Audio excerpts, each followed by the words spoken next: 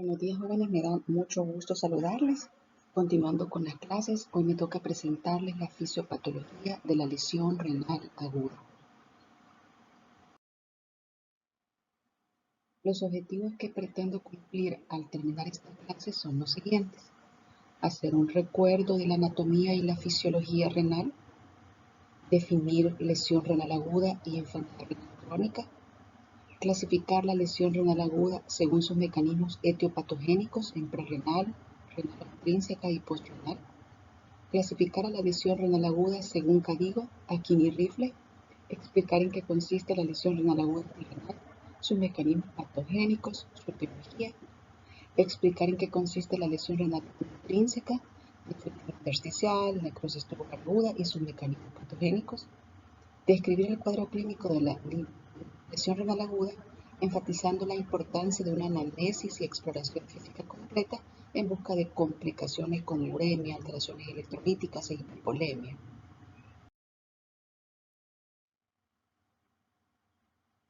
En cuanto a la anatomía y fisiología renal, es importante que recordemos algunas de las funciones más importantes del riñón, como por ejemplo que él regula la composición iónica y también el volumen de líquidos corporales, que es el encargado de la excreción de los residuos nitrogenados y moléculas exógenas, entre ellas los fármacos. Por supuesto, también participa en la síntesis de varias hormonas, de las que tenemos a la eritropoyetina, y participa en el metabolismo de las proteínas de bajo peso molecular, entre ellos la insulina. Se dice que el riñón tiene un peso aproximado de 150 gramos, tiene las características de una alubia o un frijol y tiene unas dimensiones aproximadas que pueden variar de 11 centímetros de longitud, 6 centímetros de largo y 2.5 centímetros de espesor. Recibe el 25% del gasto cardíaco, posee una corteza, que es la parte más externa, y una médula, que es la parte más interna, la cual se va estrechando en múltiples papilas que van a corresponder a los vértices llamados pirámides, ¿verdad? Y recordar que la nefrona es la unidad funcional del riñón. Siguiendo con anatomía, la nefrona consta de dos grandes subunidades funcionales, una es la parte glomerular y la otra es la parte tubular. El glomérulo, como ya lo habíamos visto anteriormente, comienza a partir de la bifurcación aferente, que es una rama distal de la correspondiente arteria renal, hasta formar el ovillo de capilares. Los capilares glomerulares se van a imaginar en un epitelio con células epiteliales viscerales adyacentes al capilar y las células epiteliales parietales fuera de este ovillo. El espacio entre las células epiteliales es lo que llamamos el espacio urinario o espacio de Bowman. El endotelio fenestrado del capilar glomerular, la membrana basal intermedia y los pedicelos de las células del epitelio visceral, llamados podocitos, constituyen lo que hablamos en la clase de glomerulopatías como la barrera de filtración glomerular. Acá una imagen de un glomérulo, varias partes importantes, la cápsula de Bowman, el espacio urinario, los capilares, ¿verdad? De las arteriolas aferentes hasta formar el ovillo, ¿verdad? De capilares glomerulares, formados por la membrana basal glomerular, los podocitos en amarillo y las células endoteliales en la parte interna. Entre ellos, una región muy importante que es el mesangio o intersticio, ¿verdad? Que le da la capacidad de soporte. También aquí cerca de la arteriola aferente tenemos el aparato yuxtaglomerular, formado por la mácula densa, el mesangio extraglomerular y algunas células de la arteriola aferente que se encuentran en esta área. Solo recordar, creo que lo vamos a hablar más adelante, que esta área es la productora de renina, específicamente la mácula densa, y también el aparato yuxtaglomerular regula la presión arterial y el control de la absorción del cloro, del sodio, manteniendo la presión arterial normal.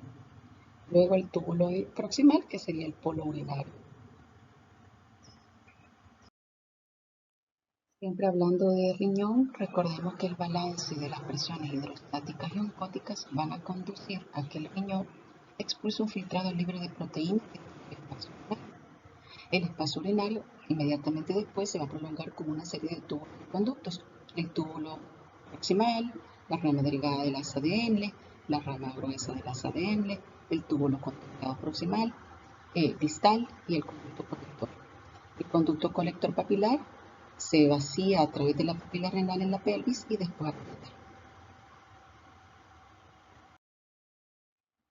Solo algunas funciones de cada parte de los túbulos. Por ejemplo, en el túbulo proximal, las células epiteliales que forman este túbulo tienen una membrana luminal que mira hacia el centro del túbulo y tienen un desarrollado ribete en cepillo que lo que indica es el intenso proceso de absorción que tiene en este nivel. Básicamente un 65% del filtrado realiza absorción acá y principalmente se recuperan casi en la totalidad de las moléculas más importantes para el organismo como glucosa, aminoácidos y vitaminas. Esto sucede en el túbulo proximal. Luego el asa de Henle corresponde al tramo de la nefrona que se interna en la médula renal. El recorrido de la nefrona, el recorrido medular de la nefrona reabsorbe alrededor del 26% de sólidos y 16% de agua. El asa de Henle, como ustedes recuerdan, tiene dos ramas, la rama delgada, ascendente y descendente, y igualmente la rama gruesa. En la rama delgada, las células que constituyen este epitelio están adelgazadas y no presentan borde en cepillo como en el túbulo proximal. Muestran también un escaso número de mitocondrias. El tramo descendente de la rama delgada es muy permeable al agua y a los solutos como la urea y el sodio. Esto es importante en la fisiopatología de la lesión renal aguda.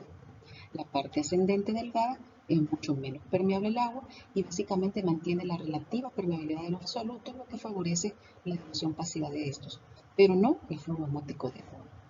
En la rama gruesa, las características esenciales son que es impermeable al agua y a la urea. Luego el túbulo distal y el túbulo colector.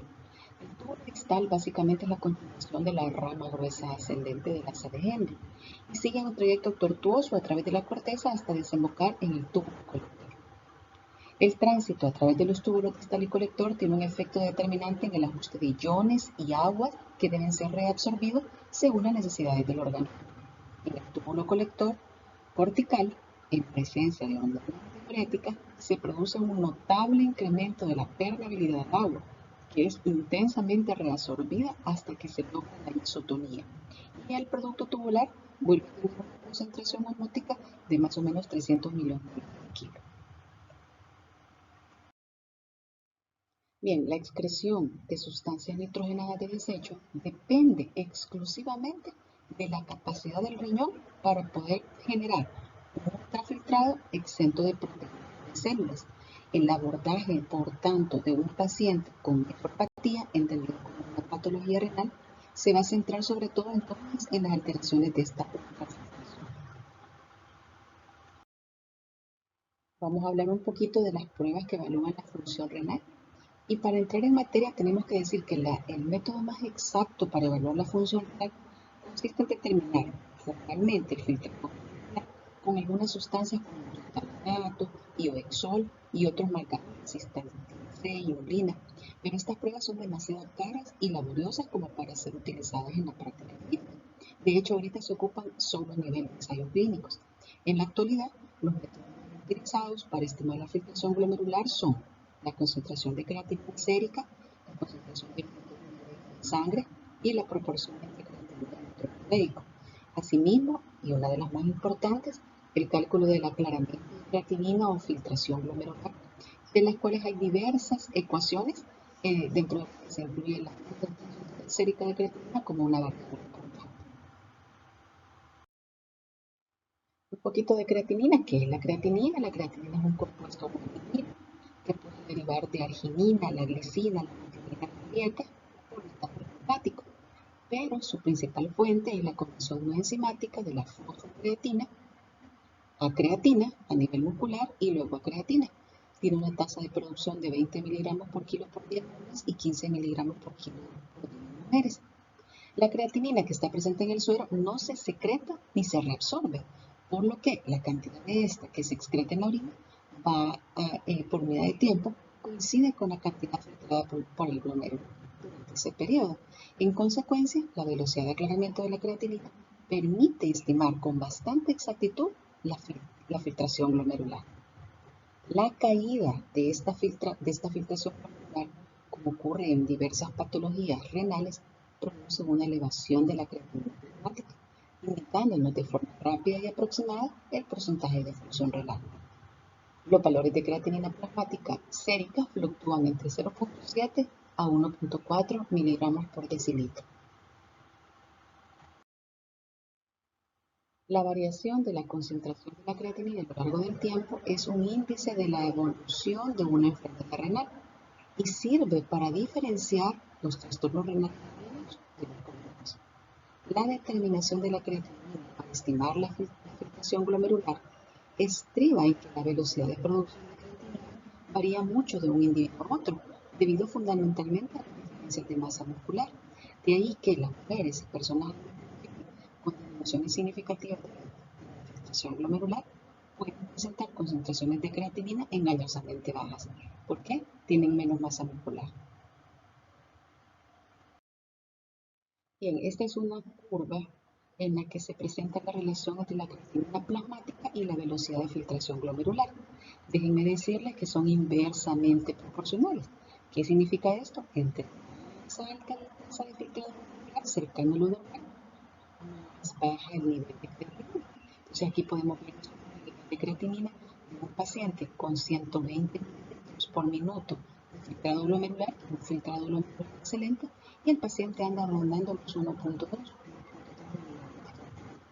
Pero ahora vean, un paciente con 20 mililitros por minuto, 15 mililitros por minuto de filtrado glomerular, que es un paciente que ya necesita diálisis, la creatinina ronda los 10 mililitros por decilitro.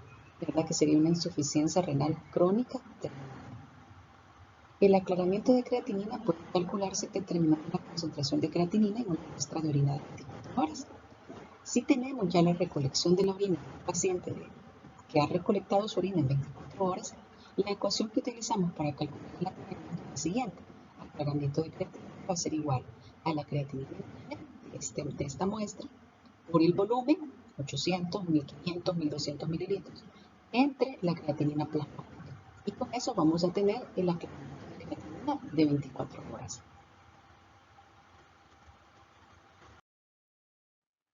Sin embargo, realizar la recolección de orina de 24 horas que les acabo de explicar en la diapositiva anterior se vuelve una tarea a veces imposible en algunos pacientes, por lo que se han propuesto ecuaciones que tienen el objetivo de estimar la filtración glomerular. Dentro de esas ecuaciones tenemos varias.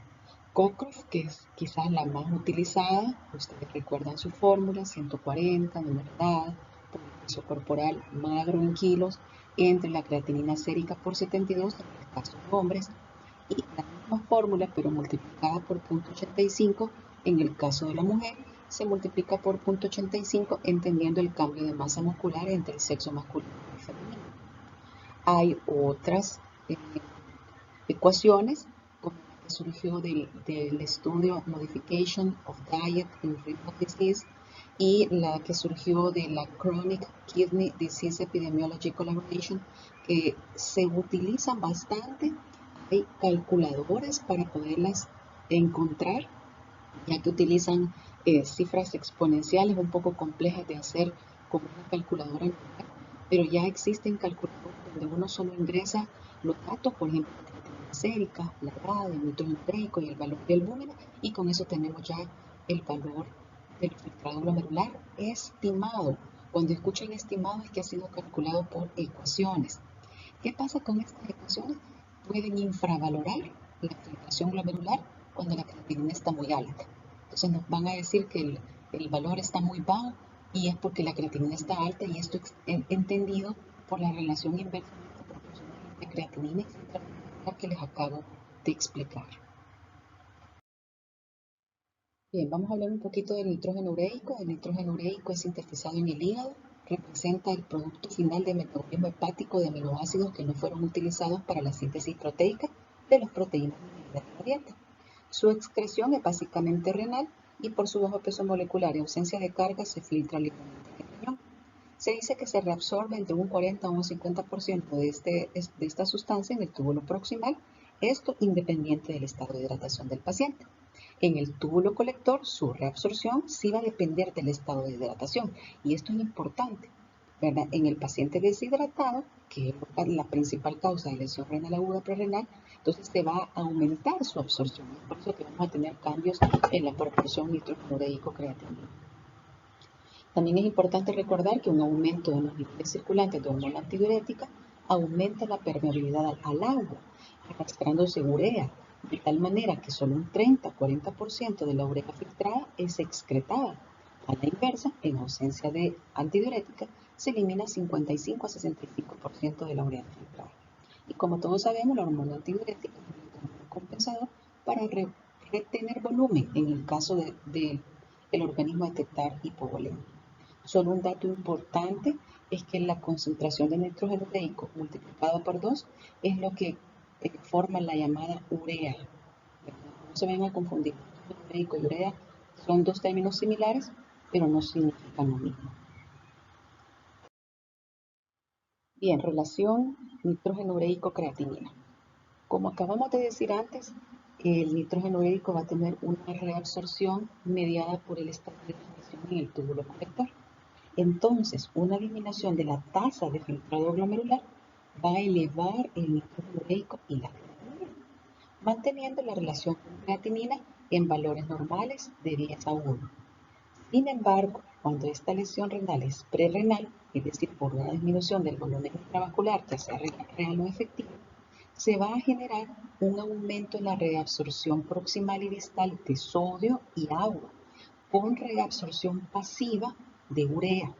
Entonces no se va a modificar la creatinina, se va a modificar el nitrógeno ureico y se va a elevar porque se está reabsorbiendo más. Entonces esto va a hacer que esta proporción 10:1 cambie, ¿verdad? Debido a esta caída de la tasa de filtrado glomerular, resultando en la lesión renal aguda prerrenal en una relación nitrógeno ureico-creatinina mayor de 20:1. ¿Qué otras causas me pueden hacer que aumente la producción de urea? Un sangrado de tubo digestivo, un daño tisular extenso y el consumo de algunos fármacos como tetraciclinas y esteroides. Una relación creatinina normal es 10:1. Característica de la falla renal aguda intrarrenal, específicamente por necrosis tubular aguda. ¿Por qué? Lo vamos a ver un poquito más adelante, pero en el caso de la necrosis tubular aguda, hay un daño tubular, ¿verdad? Por isquemia, que es la principal causa. Entonces no se va a poder absorber esta urea de la misma manera que la lesión renal prerrenal, en la que los túbulos están indemnes. Entonces se va a perder y por eso la relación creatinina-nitrógeno ureico puede mantenerse dentro de lo normal, aunque esto no quiere decir que está normal. Por otro lado también, situaciones en las cuales la producción de creatinina a partir de creatina o la tasa de liberación de creatinina de los músculos es muy alta, por ejemplo la rhabdomiólisis, que es otro ejemplo de lesión renal aguda intrínseca o intrarrenal por toxinas endógenas, va a llevar a disminución de esta proporción nitrógeno ureico creatinina. ¿Por qué? Va a aumentar la producción de creatinina por los músculos que se están rompiendo en esta rhabdomiólisis. Esto es bien importante que lo entiendan para fines de entender la fisiopatología de lo que estamos hablando. Bien, esta tabla la presenta Harrison como un resumen, ¿verdad?, de toda la perspectiva general del abordaje de un paciente con enfermedades renales, de acuerdo a lo que estemos buscando. Entonces, por ejemplo, si lo que nosotros queremos buscar es un defecto de filtración, pero cuantitativo, cantidad, buscamos a la creatinina sérica que esté aumentada, y como dijimos que estos son inversamente proporcionales, si la creatinina sérica está aumentada, el filtrado debe estar bajo. ¿En qué patología vamos a encontrar estos parámetros? En insuficiencia renal aguda, en insuficiencia renal crónica o en una insuficiencia renal crónica realizada. Específicamente en la lesión renal aguda, que ya sabemos que hay prerrenal, intrarrenal y postrenal, podemos ocupar otros estudios laboratorios que nos van a ayudar a aproximarnos diagnósticamente al mejor diagnóstico posible y también al diagnóstico diferencial. Entonces, para ver la lesión renal aguda prerrenal, vamos a usar la relación creatinina que acabo de explicar, y también otro índice conocido como la fracción excretada de sodio en orina. Si lo que estamos sospechando es una lesión renal aguda intrarrenal, también tenemos que hacer estos dos de arriba y agregarle análisis, exploración del sedimento urinario, pruebas serológicas y biopsia. Y si lo que creemos es que es una ira postrenal obstructiva, pruebas de imagen, ¿verdad? ultrasonografía o ecografía y tomografía computarizada. Ya lo hablamos en glomerulopatía, pero no es malo repetirlo. Si lo que creemos es que hay un déficit en la calidad del filtrado, se va a manifestar por proteinuria. Esta proteína, si es menor de 3.5 gramos en el día, podría corresponder a un síndrome nefrítico o insuficiencia renal crónica. Si es mayor de 3.5 gramos en el día, corresponde a un síndrome nefrótico. Y si es así, un síndrome nefrótico, tenemos que tratar de buscar causas. Sus causas primarias, una enfermedad de cambios mínimos, una glomerulosclerosis focal y segmentaria o una nefropatía membranosa. Para ello, entonces necesitamos realizar biopsia renal, etc. Si creemos que el síndrome nefrótico es secundario a una enfermedad sistémica, a un medicamento o a reflujo, entonces vamos a hacer serología, por ejemplo, como hepatitis B, C, VIH, cáncer de mieloma, por ejemplo, no olvidemos de la diabetes, ¿verdad? Como causa frecuente del síndrome nefrótico de forma secundaria. Podría ser también que la calidad del filtrado esté anómalo y en este caso encontrar hematuria. Si la hematuria no se acompaña de insuficiencia renal aguda, pensamos que estamos ante una glomerulopatía crónica. Si la hematuria se acompaña de insuficiencia renal aguda, pensamos en una glomerulonephritis aguda, específicamente en un síndrome nefrítico. En este caso, si tenemos acompañando a la glomerulonefritis aguda de una disminución del complemento, tanto en su fracción 3 como 4, pensemos en serología para lupus, una anticuerpos antistreptolicina, ¿verdad? Valoremos una biopsia, porque estamos buscando una causa infecciosa o una causa autoinmune. Si es una glomerulonefritis aguda con C3 y C4 normales, pensemos en causas autoinmunes como anticuerpos anticitoplasma, enfermedad antimembrana basal como el síndrome de Guillain-Pasteur, hagamos una biopsia.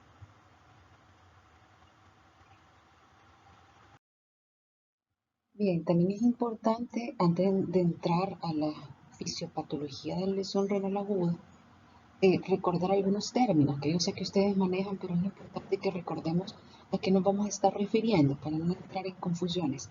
El primero de ellos es oliguria. La oliguria la vamos a entender como un volumen urinario menor de 400 mililitros en 24 horas. Repito, oliguria se conoce así a la disminución del flujo urinario menor de 400 mililitros en 24 horas. El término anuria, como su nombre lo dice, sin orina, pero podríamos definirlo como una concentración, como un flujo urinario de 50 mililitros en 24 horas. 50 mililitros en 24 horas. Y poliuria, que también algunas patologías renales pueden cursar con poliuria, entendido como la expulsión de 3 a 5 litros de orina en 24 horas. Bien, vamos a entrar de lleno a lo que es la lesión renal aguda. Antes se le llamaba insuficiencia renal aguda. Ahora se prefiere el término lesión renal aguda. Y de sus siglas en inglés también, ¿verdad? Lesión renal aguda. Se define como una disminución abrupta de la función renal, que va a resultar, al alterarse su funcionamiento, en retención de urea y otros productos de desecho nitrogenado, y también en una alteración en la regulación normal del volumen extracelular y de los electrolitos. Esta lesión renal aguda no es una enfermedad, sino más bien denota un grupo heterogéneo de cuadros que comparten ciertas características, como incremento de creatinina y nitrógeno ureico en sangre, o ambos, ¿verdad? Y que se van a acompañar de una disminución en el volumen de orina, anuria o liguria. El espectro clínico de la lesión renal aguda puede variar desde un cuadro asintomático con pocos cambios transitorios en los parámetros de laboratorio del índice de filtrado glomerular, hasta perturbaciones graves en la regulación del volumen, en la composición de electrolitos, en el estado ácido-base y que pueden culminar con la muerte de nuestro paciente. Entrando un poquito en una definición un poquito más clínica, vamos a definir a la lesión renal aguda como un síndrome, definido como cualquier alteración funcional o estructural del riñón que se va a manifestar por aumento en la creatinina sérica, con las siguientes características: un aumento de 0.3 miligramos por decilitros o más en un plazo de 48 horas, o un aumento de creatinina sérica de 1.5 veces o superior las cifras basales en 7 días, o por un volumen urinario menor de 0.5 ml por kilo por hora durante 6 horas como mínimo. Estos criterios se conocen como los criterios KDIGO, cuya última actualización fue en el 2012, y son los criterios que tenemos actualmente para definir a la lesión renal aguda. Por supuesto que entiendo que ustedes se preguntarán, ¿cómo vamos a saber si el paciente le ha aumentado la creatinina si me va llegando ahorita? Pues acá es importante saber que la lesión renal aguda, y lo vamos a ver un poquito más adelante, es una patología más de contexto intrahospitalario. Esto quiere decir que el paciente va a estar ingresado y por ende vamos a tener unos datos basales de cómo ingresó y cómo su función renal se ha ido deteriorando, ¿verdad? Hasta poder tener o poder sacar estos criterios de forma apropiada para colocarle el diagnóstico de lesión renal aguda.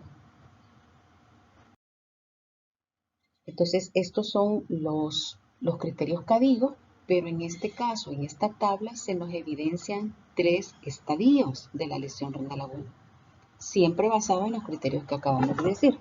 Entonces, el estadio 1 sería aquel paciente en el que tenemos un aumento de la creatinina sérica entre 1.5 a 1.9 veces la basal con la que él tenía al ingreso, digamos, o una diuresis menor de 0.5 mililitros por kilo por hora durante 6 a 12 horas. O también una elevación mayor de 0.3 miligramos por decilitros en las últimas 48 horas. Este sería el estadio 1 si nuestro paciente cumple con este criterio. El estadio 2 de lesión renal aguda, según KDIGO, sería una elevación de la creatinina sérica 2 a 2.9 veces la basal, o una diuresis menor de 0.5 ml por kilo por hora más allá de 12 horas. Y el estadio 3 es aquel paciente que tiene su creatinina basal 3 veces el valor con el que ingresó, o su elevación de la creatinina ya superó los 4 miligramos por decilitros, o es un paciente que ya se encuentra en diálisis, o es un paciente menor de 18 años con una tasa de filtración glomerular calculada menor de 35 ml por minuto. En cuanto al criterio de diuresis, en el estadio 3, tenemos que podría ser menor de 0.3 ml por kilo por hora por 24 horas, que básicamente es lo que llamamos como anuria, o anuria menos de 50 mililitros mayor de 12 horas. Hay otros criterios que se han intentado hacer para unificar todas las variables en lesión renal aguda. Y hay varios grupos de científicos que han intentado dar estos consensos. Uno de ellos se llaman los criterios RIFLE. RIFLE por sus siglas en inglés, R de riesgo, I de injury o lesión, F de failure o fracaso o fallo, L de loss o pérdida y E de end stage o terminal. Se supone que para renal aguda solo son básicos RIF. Para ya insuficiencia renal crónica ocupamos LE. Hay otra asociación que es la AKIN, ¿verdad? Acute Renal Injury Network, que también dio algunos criterios en su afán por consensuar los criterios para llegar al diagnóstico de insuficiencia renal aguda. Los presento acá, que significaría según la clasificación RIFLE, la R de RISC, un paciente que ha tenido un incremento en la creatinina de 1.5 veces su valor normal o que tiene una disminución en su tasa de filtrado glomerular mayor del 25% o un volumen urinario menor de 0.5 ml por kilo por hora por 6 horas, que significaría I de lesión o injuria, incremento en la creatinina 2 veces el valor normal, disminución en su tasa de filtrado glomerular mayor del 50% y un volumen urinario menor de 0.5 ml por kilo por hora en 12 horas. ¿Qué significaría la F de failure o insuficiencia o fallo? Un incremento de creatinina 3 veces el valor normal, creatinina sérica en valor de 4 miligramos por decilitro o más, una disminución del 75% de la tasa de filtrado glomerular, un volumen urinario que se haya mantenido menor de 0.3 ml kilo por hora en las últimas 24 horas, o anuria durante las 12 horas. Y pérdida, loss, ¿verdad? Significaría una insuficiencia renal aguda pero persistente con una pérdida completa de la función renal por más de 4 semanas. Como se fijan, esto ya está hablando más de una cronicidad. Y end stage o terminal, que sería un paciente con insuficiencia renal crónica, ya tiene una nefropatía mayor de 3 meses. Estos son los criterios Rifle. Ahora vamos con los criterios de Akin. Según los criterios de Akin, el estadio 1 tiene una creatinina sérica de 1.5 veces la creatinina basal o un aumento de la creatinina de 0.3 miligramos por decilitro en las 48 horas, con una diuresis menor de 0.5 ml por kilo por hora durante 6 horas. Y aquí se le llama disfunción renal según este estadio. El estadio 2 es un aumento de la creatinina sérica 2 veces el valor basal con una diuresis menor de 0.5 ml por kilo por hora durante 12 horas y también todavía entra en difusión renal. Y el estadio 3 de la Akin es una creatinina 3 veces su valor basal o una creatinina sérica mayor de 4 miligramos por decilitro o un paciente en terapia de sustitución renal.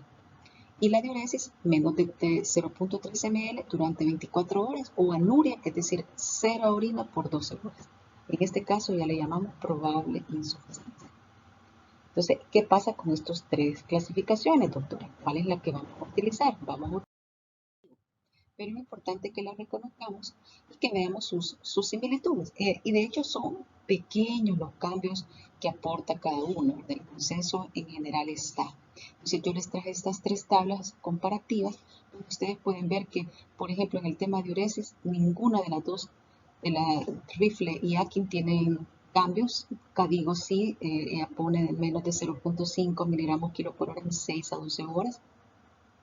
Las otras es por 6 horas. Luego en la creatinina, miren acá, más de 1.5, aquí es más de 1.5, aquí es más de 1.5, entonces el criterio es similar.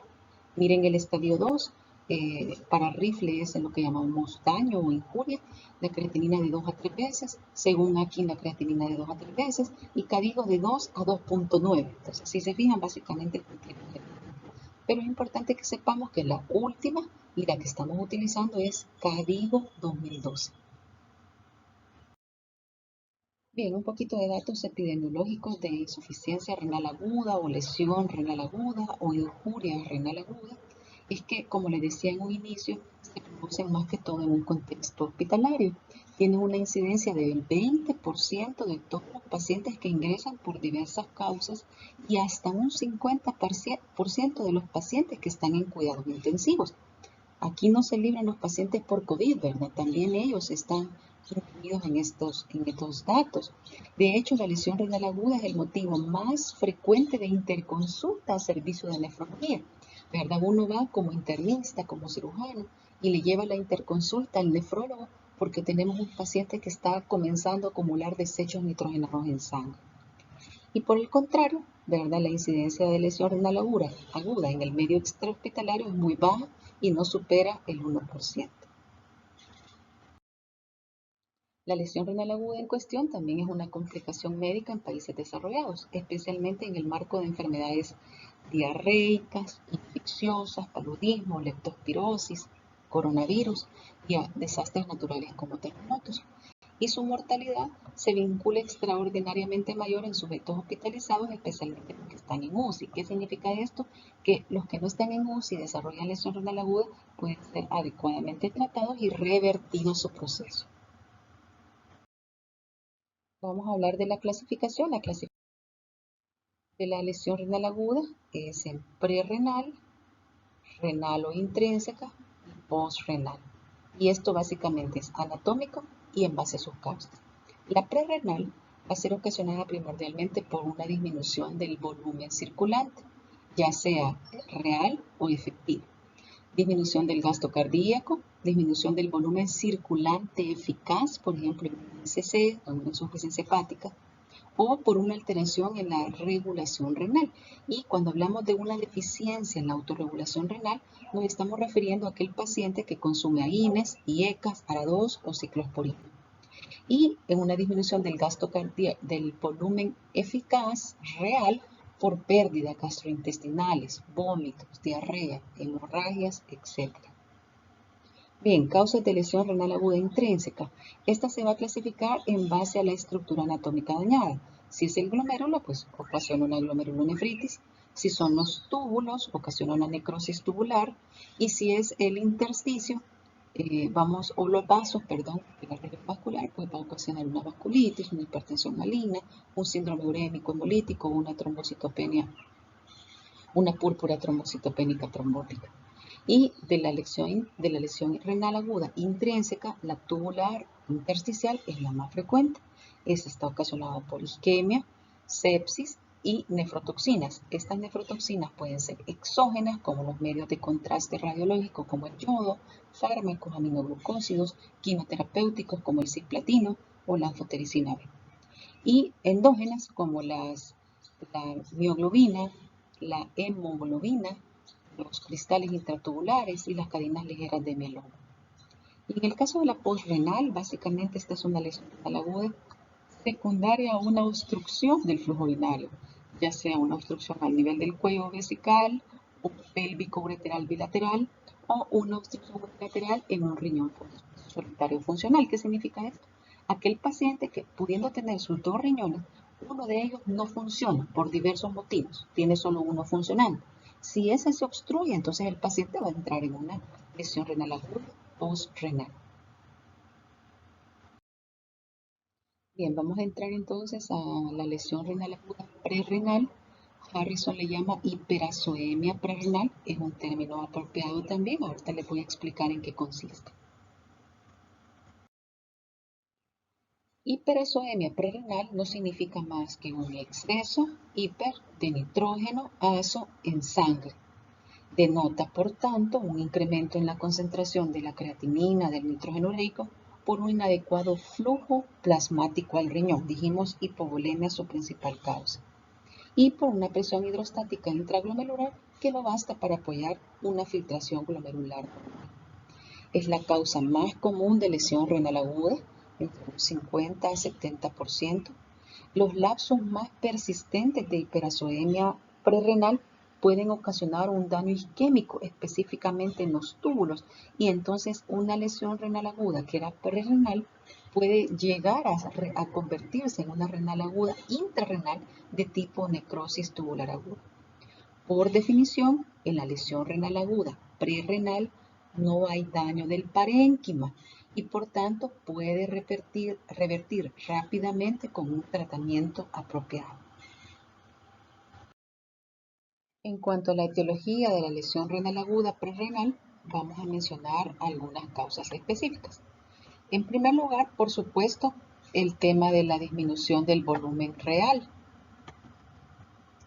Déjenme poner el puntero. Eso causado por una enfermedad gastrointestinal, como dice aquí, vómitos, diarreas, sangrados, una diuresis excesiva por uso de diuréticos, una glucosuria en el caso de diuresis osmótica, cuando los niveles de glucosa en sangre están anormalmente por encima de 180 miligramos por decilitro, pérdidas por piel o pérdidas respiratorias, lo que se llama pérdidas insensibles, pérdidas por sudor en el paciente por quemaduras y pérdidas a tercer espacio en el caso de lesiones por aplastamiento. Cualquier patología que cause hipotensión, llámese hipovolemia, un choque cardiogénico o un choque séptico, estados edematosos, SC, cirrosis y síndrome nefrótico, en el cual el paciente aparentemente tiene una sobrecarga de volumen, lo vemos en anasarca, muy edematizado, pero su volumen arterial efectivo está disminuido. Y el paciente con isquemia renal selectiva, especialmente aquel que tiene estenosis de la arteria renal, o estenosis unilateral agravada por uso de IECAS o ARA2.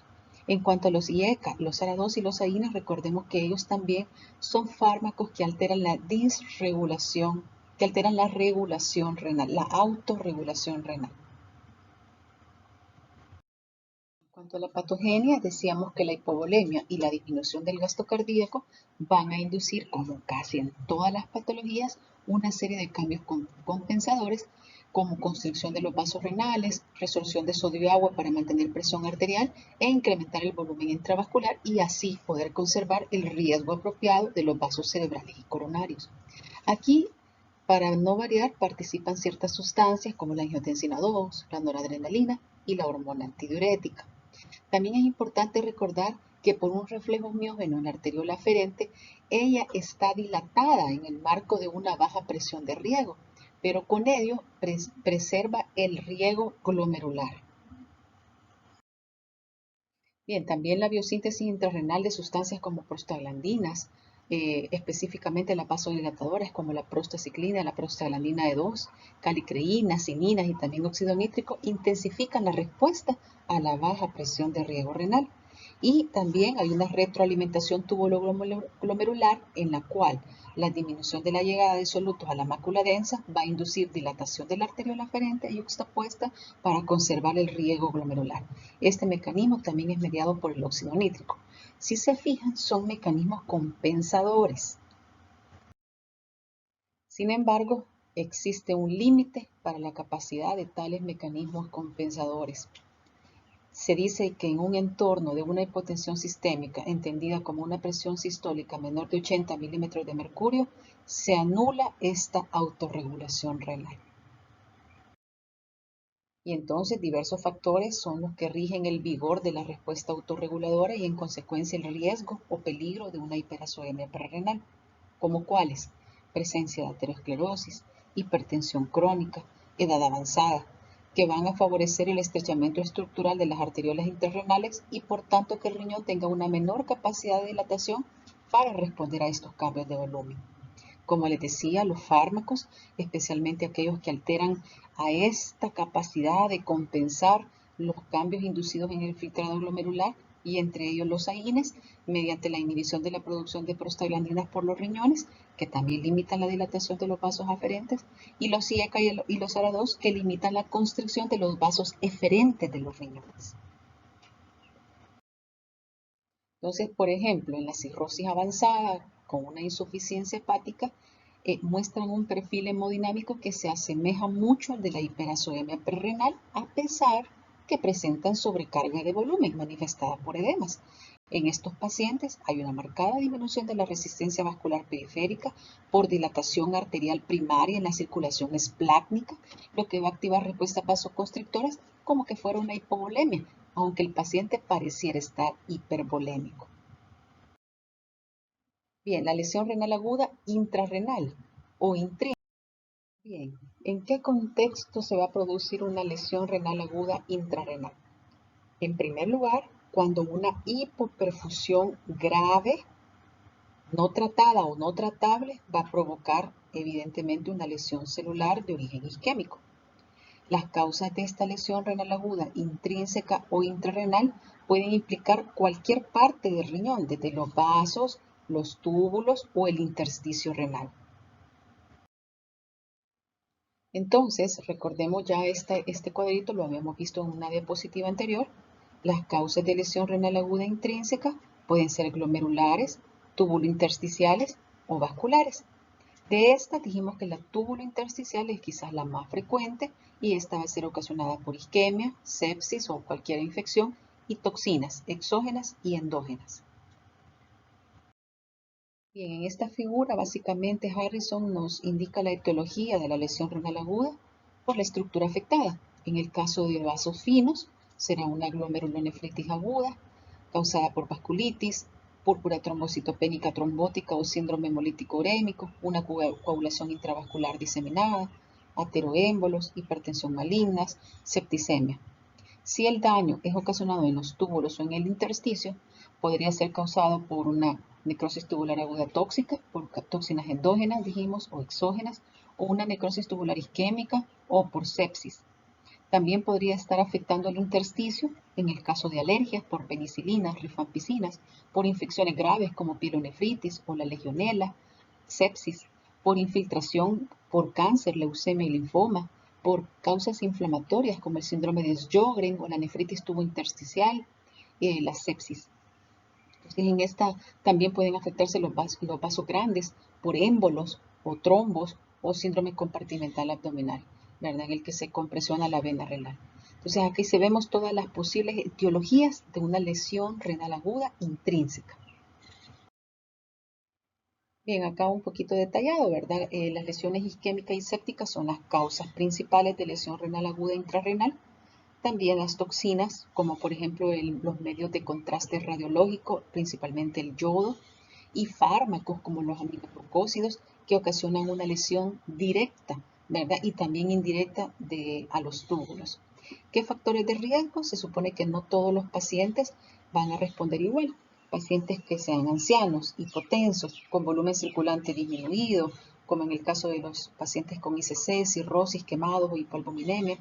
Se dice que en estos pacientes el riesgo normal de un daño por aminoglucósidos es de 3 al 5% de casos, pero en estos pacientes con estas alteraciones de riesgo, los aminoglucósidos pueden llegar a causar un daño directo hasta el 30-50% de los pacientes.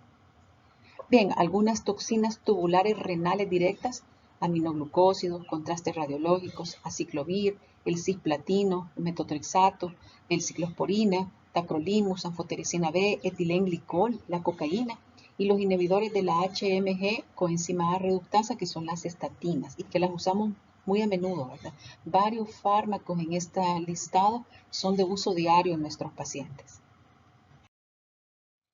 Bien, la lesión renal aguda isquémica, que dijimos que se llama también necrosis tubular aguda, es una de las causas más frecuentes. Recordemos que los riñones sanos reciben del 20 al 25% del gasto cardíaco y representan el 10% del consumo del oxígeno de un sujeto en reposo. Apenas con el 0.5 de la masa corporal es un órgano metabólicamente activo. Los riñones tienen una de las zonas más hipóxicas del organismo, lo que es la médula renal. Específicamente, la porción externa de dicha capa es más vulnerable a daño isquémico. A nivel clínico, la lesión renal aguda suele surgir cuando aparece isquemia en el contexto de una reserva renal limitada, como por ejemplo en el caso de un paciente que ya tenía una nefropatía crónica o los adultos mayores, o en el caso de factores lesivos coexistentes, por ejemplo, sepsis, uso de fármacos vasoactivos o nefrotóxicos, rabdomiólisis, cualquier estado de inflamación sistémica o como en el caso de quemaduras y pancreatitis. Bien, un poquito de la fisiopatología. La vasoconstricción preglomerular persistente puede ser una causa de fondo frecuente de la disminución del filtrado glomerular que hace que surja la lesión renal aguda. Entre los factores que supuestamente ocasionan la vasoconstricción están, primero, la activación de la retroalimentación túbulo-glomerular por una mayor llegada de solutos a la mácula densa después de un daño del túbulo proximal. Y dos, la intensificación del tono vascular y la reactividad de los vasoconstrictores y una mayor reactividad de los vasodilatadores. Otros factores que contribuyen a la disminución del filtrado glomerular son una fuga retrógrada del filtrado a través del epitelio tubular isquémico y desnudo y la obstrucción mecánica de los túbulos por los detritos celulares necróticos. Básicamente en esta imagen Harrison nos hace un resumen de todos los fenómenos microvasculares y tubulares interactuantes que contribuyen a la fisiopatología de la lesión renal aguda por isquemia. Entonces, básicamente vasoconstricción, disminución de la vasodilatación, un daño estructural en el endotelio y aumento de la adherencia leucocítica endotelial que va a causar obstrucción vascular, activación leucocítica e inflamación. Todo esto siempre mediado por aquellos mediadores inflamatorios y vasoactivos que hablamos, ¿verdad? Angiotensina, tromboxano A2, y a nivel tubular, destrucción del citoesqueleto, pérdida de la polaridad, especialmente en el túbulo proximal, el borde del cepillo, apoptosis y necrosis de las células, que va a ocasionar una descamación de células viables y de células necróticas y que va a terminar causando una obstrucción en el túbulo y por tanto una fuga retrógrada del filtrado. Dijimos, la isquemia puede deberse entonces a varias situaciones clínicas diferentes, pero la patología subyacente común es un flujo sanguíneo renal reducido. con una progresión desde la uremia prerrenal hasta la lesión renal aguda isquémica establecida. Entonces, esta necrosis tubular aguda tiene 4 fases: inicio, extensión, mantenimiento y recuperación. Pero si se fijan en esta imagen, comienzan con una fase prerrenal, entendiendo que la lesión renal aguda prerrenal no tratada o no tratable fue el parámetro que desencadenó la necrosis tubular aguda. Entonces, estas 4 fases clínicas son importantes para fines pedagógicos para entender la evolución de la patogenia de la lesión renal aguda. Es con fines pedagógicos también para entenderla mejor. Entonces, de estas 4 fases también son fases clínicas y celulares porque hay diversas células involucradas. Vamos a hablar de la primera, la fase de inicio. En la fase de inicio, que básicamente se marca la transición desde una situación de lesión prerrenal a una lesión intrarrenal y por tanto a una disfunción de la célula tubular. Y básicamente aquí se va a caracterizar por una depresión celular intensa de trifosfato de adenosina. La lesión de la célula epitelial tubular, en especial de las células del túbulo proximal, es el hecho más destacado durante esta fase. También la lesión de la célula endotelial y de la célula del músculo liso vascular. Se dice que varias células intervienen en esta fase, especialmente leucocitos, ¿verdad? Sin embargo, los leucocitos de todos los tipos que intervienen en esta lesión celular, y entre ellos los macrófagos, los neutrófilos, también desempeñan una función protectora. Aquí depende, ¿verdad?, del tipo celular expresado, si es macrófago M1 o M2, ya que estos hacen que se conviertan de proinflamatorios a una forma mediadora de reparación. Luego viene la fase de extensión, en lo que básicamente la congestión microvascular con hipoxia e inflamación son el hallazgo más evidente. Esto sucede específicamente en la región córtico-medular renal, donde sabemos que la repercusión es limitada debido a la disfunción endotelial tanto capilar como venular. Además, sigue la adhesión de leucocitos y eritrocitos en pila de moneda. Luego viene la fase de mantenimiento, donde todos estos cambios inflamatorios se mantienen, pero esta es la fase donde el filtrado glomerular, como ustedes pueden ver acá, se encuentra en su nivel más bajo, ¿verdad? Las células involucradas siguen intentando reparar y proliferar, ¿verdad?, en el intento del riñón por restablecer la integridad celular. Y por último, la fase de recuperación. Como ustedes pueden ver, la filtrado glomerular comienza a mejorar, ya que la diferenciación celular continúa, se comienza a normalizar la función celular y en general la función renal. Las células del túbulo proximal se reparan y las células epiteliales totalmente diferenciadas vuelven a expresar marcadores de célula troncal y a dividirse para repoblar la nefrona. En esta fase, básicamente, lo que tenemos es inicio de diuresis nuevamente. Otra cosa importante de esta tabla es que veamos el tiempo. Esto no es absoluto, puede variar en personas, puede variar de la literatura. Hay unas que van de 0 a 14 días. Aquí Cecil nos propone de 0 a 7 días, el periodo que lleva todas estas fases.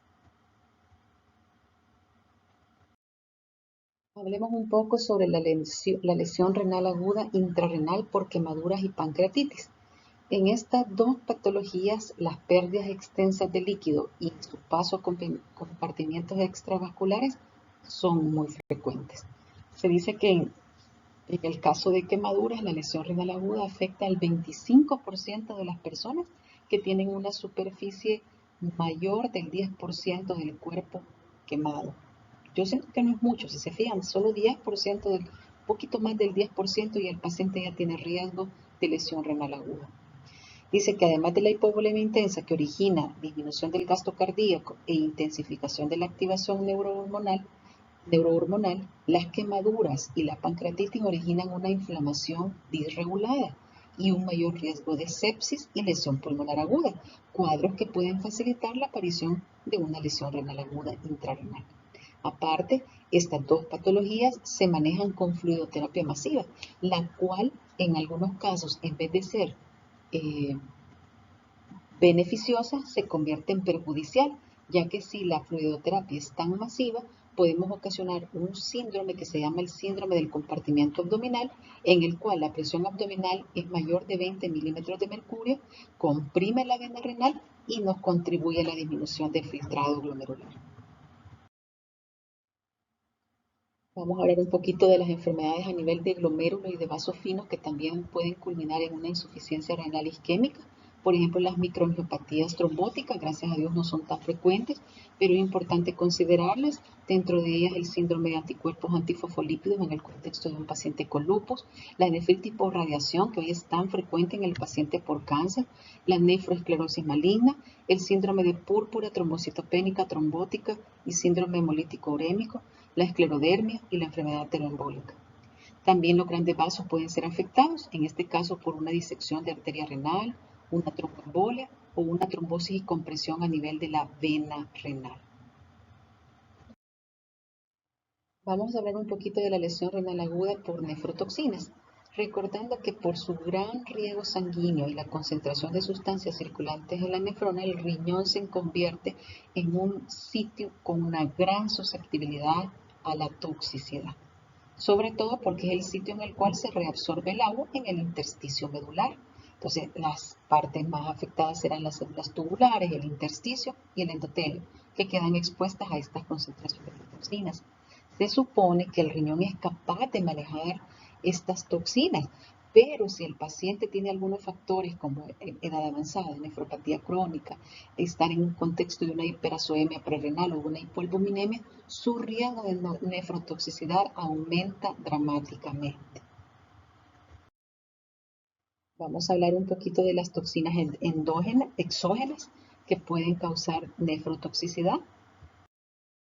Dentro de ella, los medios de contraste radiográfico, principalmente yodo, que se utiliza para tomografías e imagenología cardiovascular, se han convertido en una causa importante debido al aumento del uso de estos medios de contraste con fines diagnósticos y el riesgo todavía es mayor en el paciente con diabetes.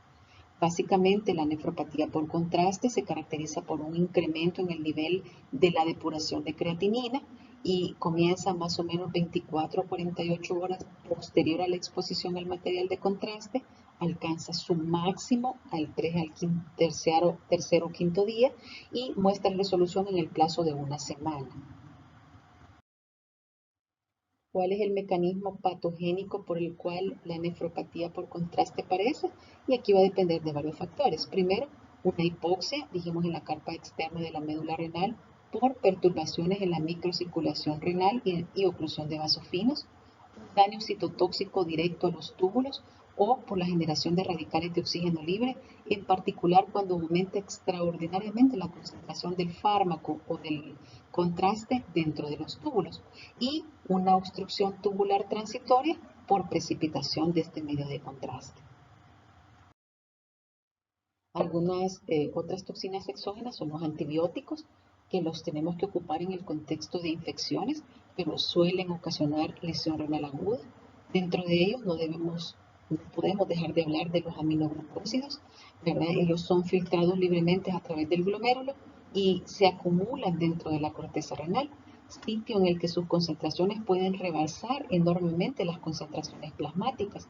Cuando estos antibióticos, como los aminoglucósidos, ocasionan lesión renal aguda, se manifiesta más o menos al quinto o séptimo día del tratamiento y se acompaña muy frecuentemente de hipomagnesemia.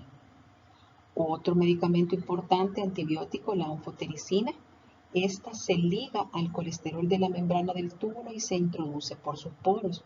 Origina una vasoconstricción renal al aumentar la retroalimentación glomerular y también por medio de toxicidad tubular directa en la que intervienen las especies de oxígeno reactiva. El daño dependerá de su dosis y de la duración del tratamiento completo. Y sus manifestaciones son poliuria, hipomagnesemia, hipocalcemia y acidosis metabólica. Aparte de los aminoglucósidos y de la anfotericina B, hay otros antibióticos que se han vinculado con el desarrollo de lesión renal aguda, tales como la vancomicina, el ciclovir, el foscarnet y la pentamidina. Pero también hay un tipo de lesión renal aguda a consecuencia de una nefritis intersticial, Y este surge en el contexto del uso de algunos fármacos como penicilina, cefalosporina, quinolonas, sulfonamidas y rifampicina.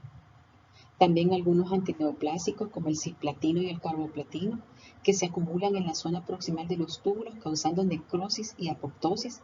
También la ifosfamida puede ocasionar una cistitis hemorrágica y una toxicidad tubular directa, lo que se llama el síndrome de Fanconi, con una hipopotasemia marcada. Y hay otros fármacos como el bevacizumab, la mitomicina C y la gencitabina que también se han vinculado con el desarrollo de lesión renal aguda, específicamente necrosis tubular. Toxinas endógenas también podrían ocasionar nefrotoxicidad. Dentro de ellas, básicamente, diversos compuestos endógenos como la mioglobina, la hemoglobina, el ácido úrico y las cadenas ligeras de mieloma. La mioglobina por lo regular va a ser liberada por miocitos lesionados en el caso de una patología que se llama rhabdomiólisis, que ocurre en el contexto de aplastamientos traumáticos, una isquemia muscular, digamos por una cirugía vascular ortopédica, una actividad convulsiva prolongada, ejercicio excesivo, infecciones o hipertermia maligna. También la hemoglobina es otra toxina endógena que esta surge en el contexto de hemólisis, ¿verdad? Causada por cualquier patología, desde autoinmune, post-transfusión, etcétera, y que va a culminar en lo que conocemos como una nefropatía por pigmento. Bien, ¿cómo ocasionan daño las toxinas endógenas? Básicamente por un mecanismo de vasoconstricción intrarrenal, también por el tema de una toxicidad directa en la zona proximal de los túbulos y una obstrucción mecánica del interior de la zona distal de la nefrona, cuando estas toxinas, como la mioglobina o la mioglobina, se precipitan junto con la proteína de Tan-Horsfeld o urobulina, ¿verdad? Y este proceso es inducido por orina ácida. Entonces van a terminar causando una toxicidad directa en los túbulos y obstrucción mecánica, ¿verdad? Por precipitación de estas toxinas en la región tubular que van a obstruir el túbulo. Las cadenas ligeras de mieloma también ocasionan lesión renal aguda por toxicidad directa. También se unen a esta misma proteína de Tan-Horsfeld para formar cilindros obstructivos intratubulares. Vamos a entrar a la lesión renal aguda postrenal. Básicamente esta ocurre en el contexto de obstrucciones bilaterales del flujo urinario o en un paciente con un riñón único cuando se obstruye su único tracto de salida. Las causas son bastante frecuentes: pacientes con hipertrofia prostática, cáncer de próstata o de cervix, afecciones retroperitoneales como linfadenopatías, obstrucciones funcionales también, ¿verdad? No es una obstrucción estructural, sino funcional, como en el paciente con vejiga neurógena. Obstrucciones intraluminales, cálculos, necrosis papilar, coágulos, carcinoma vesical, obstrucciones extraluminales como una fibrosis retroperitoneal, un cáncer de colon o linfoma, y también cristalización intratubular de compuestos como el ácido úrico, el oxalato de calcio, lo que ocasiona la ciclovir, las sulfamidas, el metotrexate y las cadenas ligeras de mieloma que cursan con una obstrucción tubular. Aquí por niveles, ¿verdad? Donde pueden suceder las obstrucciones, desde la parte más superior a nivel de riñón, cálculos, trombos, compresión externa, tumores, fibrosis retroperitoneal. A nivel prostático, una hipertrofia prostática, trombos, cáncer, y a nivel uretral, estenosis, ¿verdad? O obstrucciones por una sonda de Foley de uso crónico. Aquí está una etiología más detallada por causas intrarrenales, como dijimos, una nefropatía por cristales por ácido úrico, precipitados de fármacos como sulfamidas, aciclovir, indinavir y las cadenas ligeras de mieloma. Causas ureterales que pueden ser intrínsecas o extrínsecas. Dentro de las intrínsecas, cálculos, necrosis papular, trombos, bolas de hongos. Pueden ser intramurales por disfunción de la unión pielo-ureteral, disfunción de la unión uretero-vesical, válvulas ureterales, pólipos o tumores, estenosis ureterales de causas infecciosas como por esquistosomiasis, tuberculosis, fármacos, especialmente AINES. También a nivel ureteral, extrínsecas por un problema en el sistema vascular como aneurismas de la aorta o de los vasos ilíacos, en el aparato digestivo, enfermedad de Crohn, diverticulitis, absceso apendicular, cáncer de colon, tumores, abscesos o quistes pancreáticos. En el aparato reproductor, especialmente femenino, útero, ¿verdad? Embarazo puede causar una obstrucción, un prolapso uterino, tumores, endometriosis. A nivel de ovario, absceso, tumores o restos ováricos y quistes de conducto de Gardner o abscesos tubováricos. También por causas retroperitoneales, como una fibrosis retroperitoneal en el contexto de postradiación o idiopática, causas inflamatorias que aumenten el tamaño del retroperitoneo de los ganglios, como la tuberculosis, la sarcoidosis, hematomas retroperitoneales, tumores, ya sean primarios o metastásicos. Y a nivel de vejiga, pues la vejiga neurogénica, que ustedes saben en el contexto de pacientes diabéticos, pacientes con defectos de la médula, traumas, esclerosis múltiples, accidentes cerebrovasculares, enfermedad de Parkinson, uso de anticolinérgicos, una disfunción del cuerpo vesical, cálculos en la vejiga o cáncer de vejiga.